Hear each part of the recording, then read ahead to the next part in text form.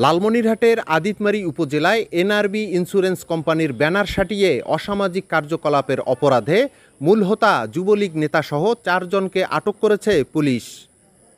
বৃহস্পতিবার 11 জুলাই দুপুরে উপজেলা সদরের ভাদাই ইউনিয়নের মাস্টারপাড়ার একটি ভাড়া বাসা থেকে তাদেরকে আটক করা হয়।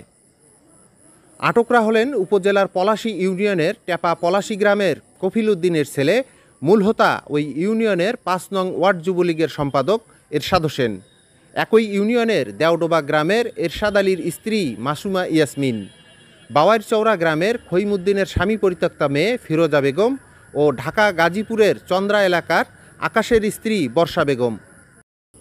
পুলিশ ও স্থানীয়রা জানান, উপজেলার চন্দনপাট গ্রামের মনসুর উদ্দিন উপজেলা সদরের মাস্টারপাড়া এলাকায় বাসা করে ভাড়া দেন, যা তত্ত্বাবধান করেন তার বন্ধু পশ্চিম দৌলজোর দাখিল মাদ্রাসার শিক্ষক সিরাজুল ইসলাম।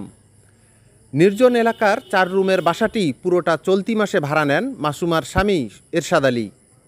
সেখানে NRB Islamic life insurance company Aditmari শাখা অফিস হিসেবে সাইনবোর্ড সাটানো হয়।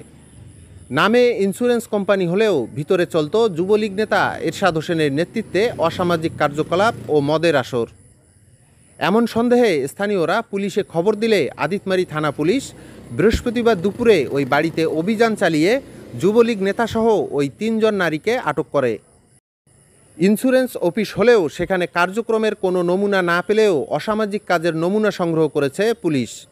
এ ঘটনায় আটককৃতদের বিরুদ্ধে মামলা দায়েরের প্রস্তুতি নিচ্ছে পুলিশ।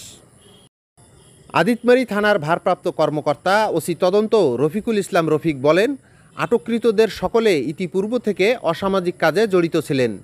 তারা ইন্স্যুরেন্স কোম্পানির ব্যানার লাগিয়ে নির্জন এ বাসা ভাড়া নিয়ে চালাতো অসামাজিক কার্যক্রম। তদন্ত করে আটককৃতদের বিরুদ্ধে ব্যবস্থা নেওয়া হচ্ছে।